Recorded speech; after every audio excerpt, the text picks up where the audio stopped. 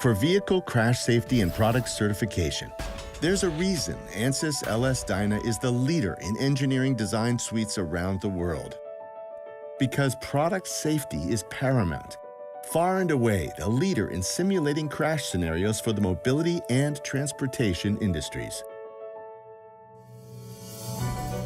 Ansys LS-DYNA is primarily used for multiphysics analysis to perform drop, damage, catastrophic failure, and manufacturing simulations. Is also used for countless real-world multiphysics scenarios with large and highly nonlinear deformations for some of the most complex multiphysics engineering challenges. With a proven track record of accuracy and helping customers meet regulatory and certification requirements, LS-DYNA is the most scalable multiphysics solver, famous for its single, easy-to-use unified code.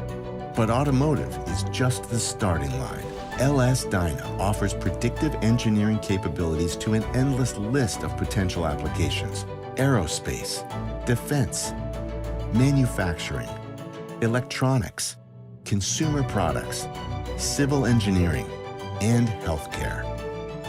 There's a reason the simulation power of LS-DYNA is being deployed for the most safety-critical engineering applications on Earth.